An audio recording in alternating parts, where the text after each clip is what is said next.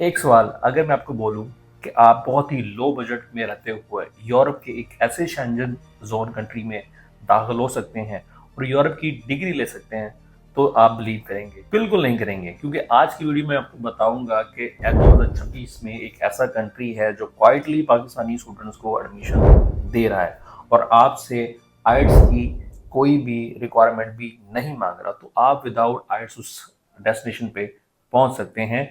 और आज की वीडियो में मैं complete step by step guide करूंगा एडमिशन को लेकर, आपकी डेडलाइंस को लेकर, आपकी रिक्वायरमेंट्स को लेकर, आपकी कौन सी टॉप यूनिवर्सिटीज हैं इस कंट्री में। तो हमारे साथ बने रहिएगा। अस्सलाम वालेकुम जी, मेरा नाम सलमान है और मैं हूं आपका कंसल्टेंट फ्रॉम स्टडीफाई कंसल्टेंट से। अगर आप हमारे चैनल पे पहली बार हैं तो चैनल को सब्सक्राइब कर लें, और अगर आप ऑलरेडी हमारे सब्सक्राइब किया हुआ तो आपका तहे दिल से शुक्रिया। तो जिस कंट्री की मैं बात कर रहा हूँ वो है none other than Romania.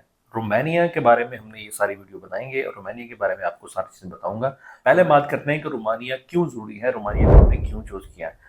Romania Shenzhen zone का हिस्सा है, सो दैट्स वाई आप शेंजन जोन का जब आपको वीजा मिलेगा तो आप शेंजन के 27 कंट्रीज में आप बिना किसी वीजा के थ्रू आप जो है वो ट्रैवल कर सकते हैं। आपको किसी भी किस्म की ट्रैवल पे पाबंदी नहीं रहेगी। सेकंड रीजन रोमानिया को चूज करने की है कि यहाँ की जो ट्यूशन फी है वो बहुत ही लो है, अप्रोक्सीमेटली 2000 यूरो से लेकर 4000 यूरो तक जाती है, जो कि बाकी कंट्रीज लाइक यूएसए, यूके से तकरीबन तकरीबन 15% कम है। और तीसरी बड़ी रीजन है उसका लिविंग एक्सपेंस। लिविंग एक्सपेंस बोले तो रोमानिया का जो कैपिटल है वो बुचारेस्ट है। बुचारेस्ट में जो आपकी लिविंग एक्सपेंस है वो तकरीबन 300 यूरो से लेकर 500 यूरो तक मिल जाता है, जो कि जर्मनी फ्रांस की निस्बत जो है वो काफी लो है।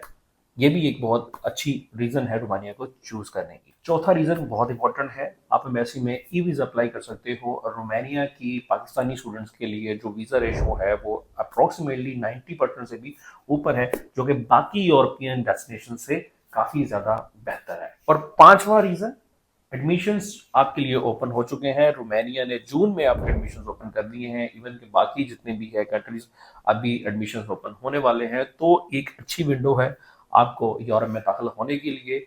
सो रोमानिया को हमने ये 5 रीजन की वजह से अप्लाई किया है, सेलेक्ट किया है। तो नेक्स्ट आप हमारी इस वीडियो को लाजमी देखिएगा और बीच में बहुत सारी ऐसी मैं प्रोज एंड कॉन्स भी बताने वाला हूँ। सेक्शन 2 पे हम बढ़ते हैं और यहाँ पे मैं आपको बताऊंगा कि रोमानिया की top 3 university, top 3 public universities और भी हैं यहाँ पे, प्राइवेट यूनिवर्सिटी भी हैं और पब्लिक यूनिवर्सिटीज भी हैं, बट टॉप की 3 यूनिवर्सिटीज में से जो सबसे मेन नंबर 1 यूनिवर्सिटी है वो यूनिवर्सिटी ऑफ बुचारेस्ट इनकी कैपिटल में है और रोमानिया की सबसे और प्रेस्टिजियस पब्लिक यूनिवर्सिटी है, जहाँ पे बिजनेस, ह्यूमैनिटीज और सोशल साइंस मास्टर प्रोग्राम्स के अवेलेबल प्रोग्राम्स है, जो कि जिसकी जो ड्यूरेशन है वो आपको 3 इयर्स मिलती है। दूसरी यूनिवर्सिटी है बेब्स बुलाए यूनिवर्सिटी। ये यूनिवर्सिटी भी आपको बहुत इंपॉर्टेंट यूनिवर्सिटी है। ये यूनिवर्सिटी भी आपको काफ़ी सारे कोर्सेज जो है वो प्रोवाइड करती है, जिसमें आपको आईटी, बिजनेस, सोशल साइंसेस के प्रोग्राम्स जो है वो इस टाइम ओपन है और आप एडमिशन ले सकते हैं, जो आपको इंग्लिश मीडियम में मिल जाते हैं। सबसे अच्छी बात ये है। तीसरी यूनिवर्सिटी है प्लाइथेंसी यूनिवर्सिटी, वो भी बुचारेस्ट में है और जो भी स्टूडेंट्स इंजीनियरिंग रिलेटेड अपने कोर्स में जाना चाहते हैं तो ये यूनिवर्सिटी उनके लिए खास तोहफा है। यहाँ पे आपको सारे इंजीनियरिंग के कोर्सेज मिल जाएंगे। तो ये 3 यूनिवर्सिटीज थी जो टॉप पे हैं, और भी यूनिवर्सिटीज हैं। तो अपने नेक्स्ट सेगमेंट में या नेक्स्ट वीडियो में मैं आपके लिए यूनिवर्सिटीज लेकर आऊंगा और उनकी सारी टोटल ट्यूशन फी भी बताऊंगा और कौन सी यूनिवर्सिटी आपको आर्ट्स पेपर देती हैं और नहीं देती ये भी मैं आपको बताऊंगा। अच्छा, यहाँ पे एक और इम्पोर्टेंट बात है, यहाँ पे बहुत सारी ऐसी यूनिवर्सिटीज हैं जो आपका आर्ट्स जो है वो एग्जाम्प्ट करती हैं। मतलब आप बिना इंग्लिश टेस्ट के भी एडमिशन ले सकते हो। जस्ट आपने एमओई लेटर देना है, MOE letter medium of instruction, जहाँ आप जो कि अपनी लास्ट जो आपकी डिग्री है, ऑनर्स की डिग्री है, वो आपने इंग्लिश में पढ़ी है तो एक लेटर यूनिवर्सिटी से लेके यूनिवर्सिटी को दे के आप एक्सेप्ट कर देते हो। लेकिन सारी यूनिवर्सिटीज़ नहीं लेती, कुछ यूनिवर्सिटीज़ आपको वेवर देती हैं।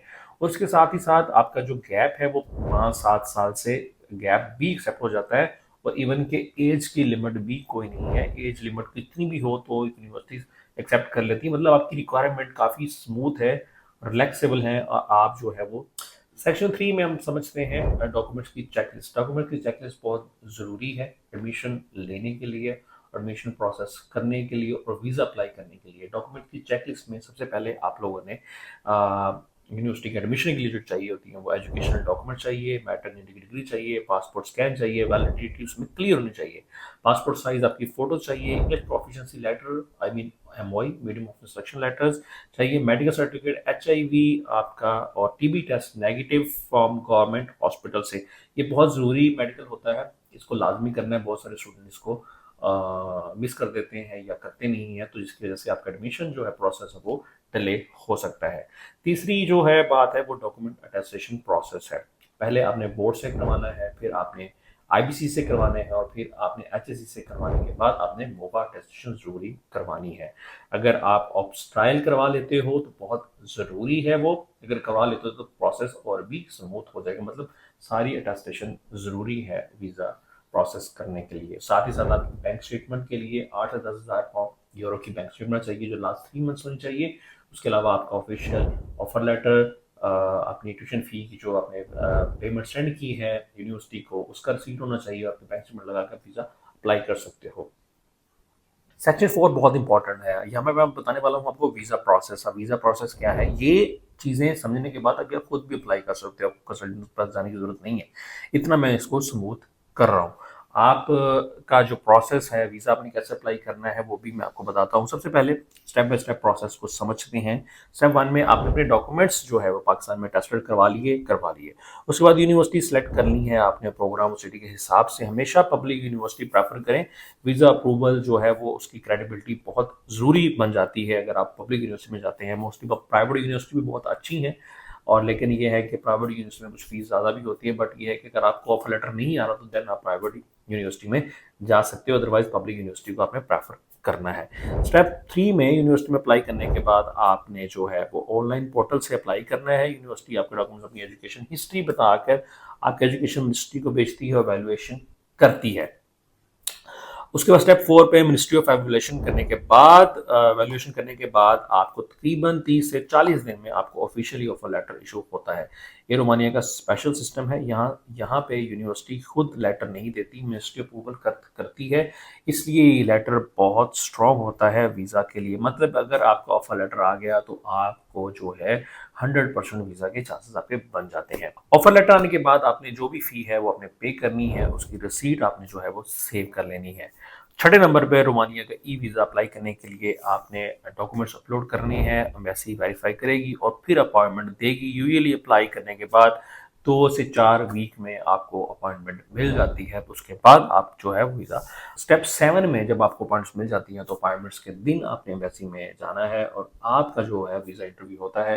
वीज़ा इंटरव्यू इतना ज़्यादा लंबा नहीं होता, बहुत शॉर्ट वीज़ा इंटरव्यू होता है। आगे चल के हम भी बात करते हैं कि वीज़ा इंटरव्यू में टिप्स आपके कौन से होंगे, और उसके बाद आपकी जो एम्बेसी फ़ी है वो ओनली 50 यूरो एम्बेसी फ़ी आपने पे करके अपना वीज़ा अप्लाई कर देना है।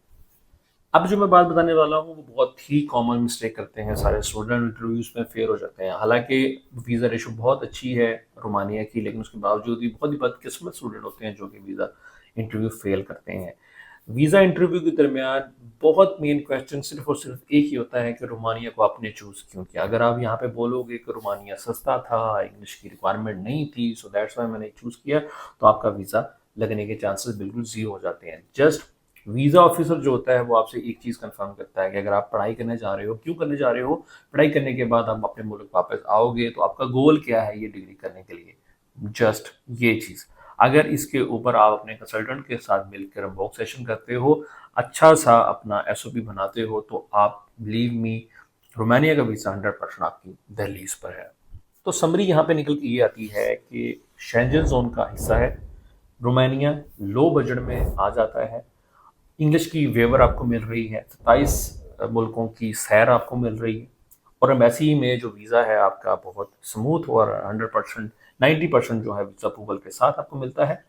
तो अगर आप सितंबर इनटेक कैच करना चाहते हैं रोमानिया का, दिए गए नंबर्स पे हमारे स्क्रीन पे आपको हमारा व्हाट्सएप नंबर नज़र आ रहा होगा, तो हमारे आप काउंसलर को डायरेक्टली हमारी टीम को अपने डॉक्यूमेंट्स भेज सकते हैं और फ्री असेसमेंट करवा सकते हैं। फ्री असेसमेंट के कोई पैसे नहीं है। हाँ, जब आपका एडमिशन लेटर होगा डेफिनेटली रोमानिया की यूनिवर्सिटी पोर्टल के थ्रू हमने एडमिशन लेना होता है, तो उसकी एक फ़ी है 50 यूरो से लेकर 150 यूरो तक की फ़ी होती है जो कि हर स्टूडेंट पे करता है यूरोप में किसी भी यूनिवर्सिटी को लेने के लिए। सो अगर आप अप्लाई करना चाहते हैं, आप हमसे कांटेक्ट करें। अगर आपको कोई भी किस्म का क्वेश्चन है तो हमारे इसी वीडियो में आप कमेंट में लिखें। कमेंट में मैं खुद जवाब दूंगा और मेरी टीम भी जवाब देती है, हम भी जवाब देंगे। जितना पॉसिबिलिटी होगा हम आपको इसका आपका प्रोसेस जो है स्मूथ करने की कोशिश करेंगे।